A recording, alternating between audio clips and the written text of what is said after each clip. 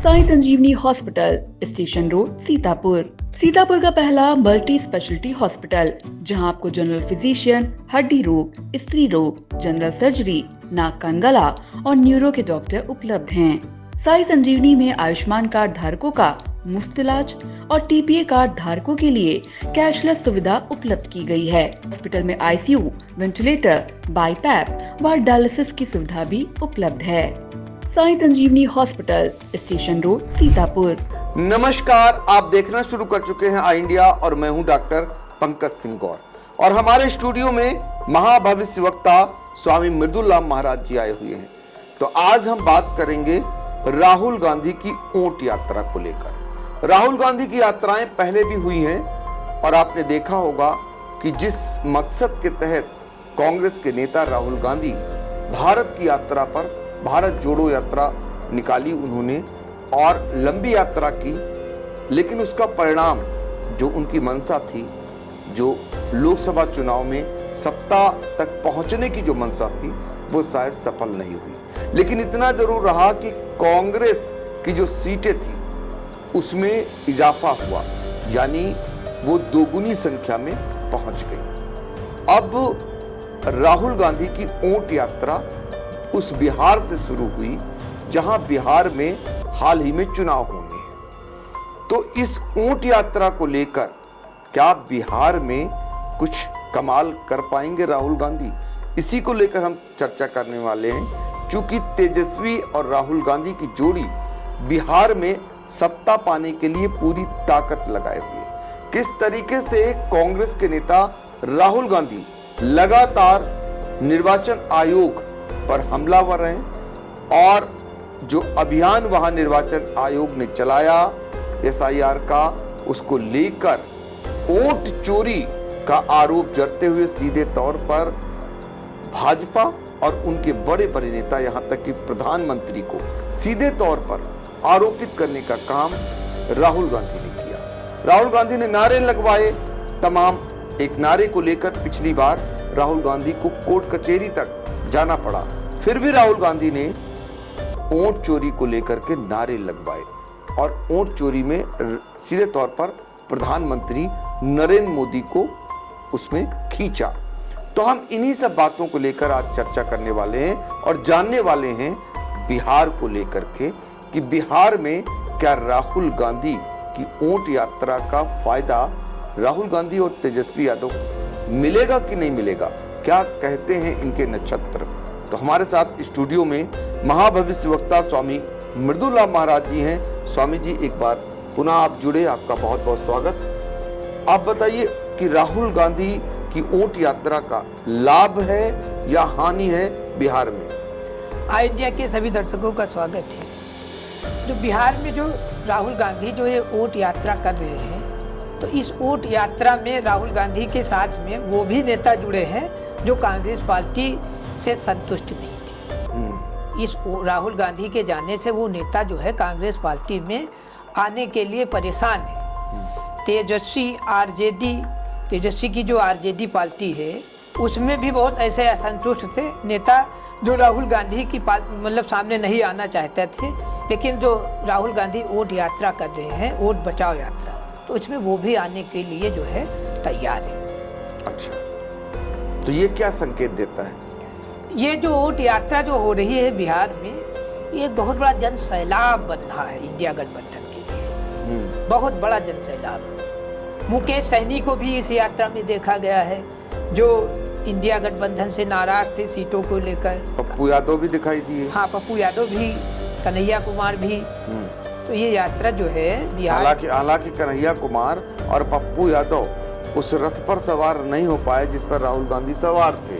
इसको लेकर भी तमाम आलोचनाएं हुई, फिर भी अभी इनका साथ राहुल गांधी के साथ दिखाई दे रहा है। तो राहुल गांधी का नक्षत्र क्या कहता है बिहार के चुनाव को लेकर?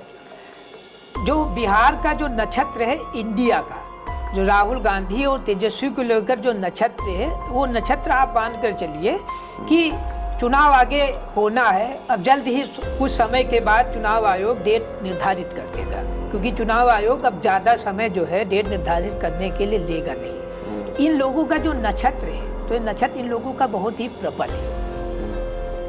अच्छा, तो नक्षत्र प्रबल है तो वहां पर क्या तख्ता पलट हो जाएगा, आपको लगता है? नहीं, बिहार में तो सरकार जो है रिपीट नहीं होगी। बिहार में जो एनडीए सरकार है वो रिपीट होने वाली अब लग नहीं रही है। कैसे?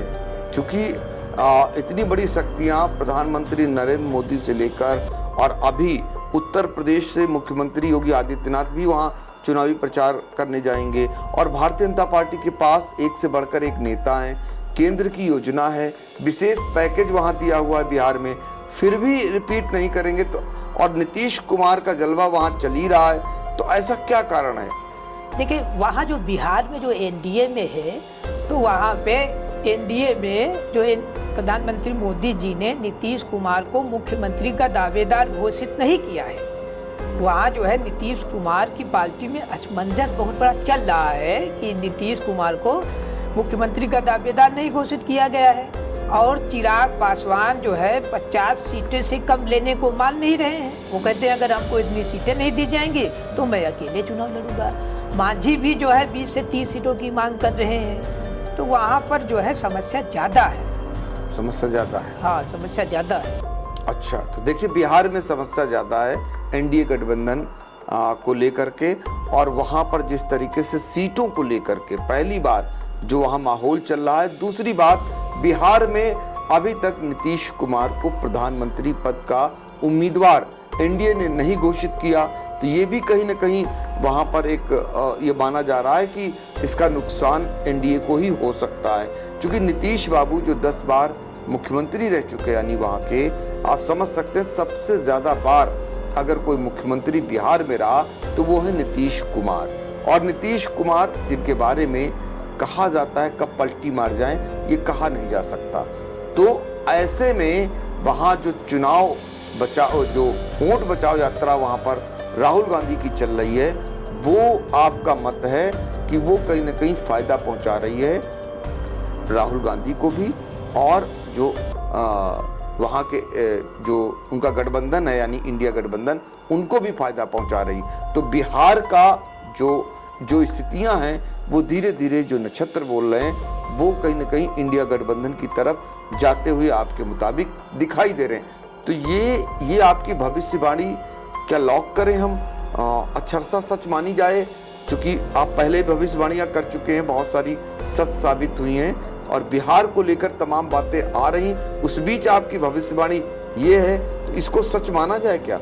देखिए, बिहार का जो चुनावी रिजल्ट है वो आप मानिए वो तो क्लियर हो चुका है। अच्छा। अब चुनाव आयोग के ऊपर निर्धारित है बिहार का जो है परिणाम कब, मतलब जो है चुनाव की डेटें कब घोषित करेगा।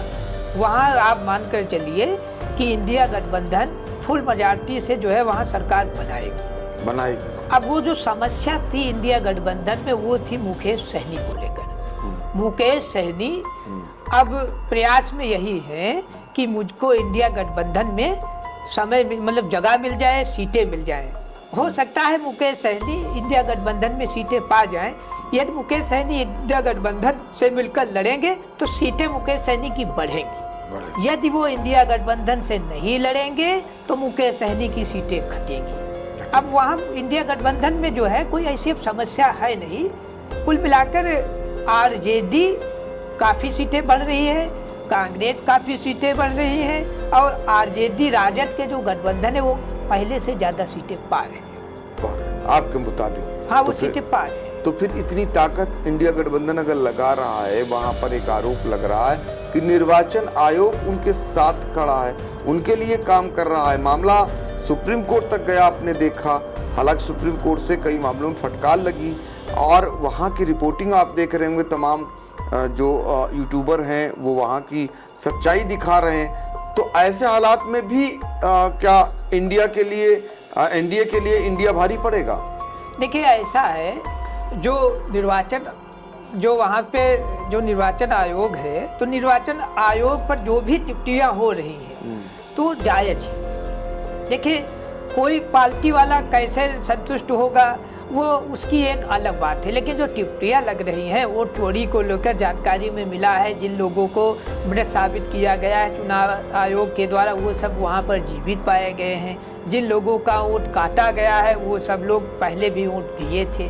तो वहाँ पर चुनाव आयोग के ऊपर SIR को लेकर जो उंगली उठ रही है विपक्ष की, वो उंगली जायज है। और ये भी हो सकता है कि चुनाव आयोग के ऊपर सुप्रीम कोर्ट एक्शन भी ले सकता है।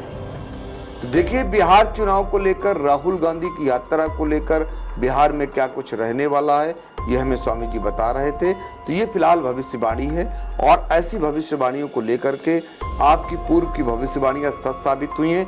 फिर एक बार हम दर्शकों की कसौटी पर इस पूरे वीडियो को छोड़ जाते हैं और इंतजार करते हैं उन नतीजों का, कि उन नतीजों के बाद आखिर क्या कुछ निकल करके आएगा। फिलहाल दीजिए हम लोगों को इजाजत। नमस्कार।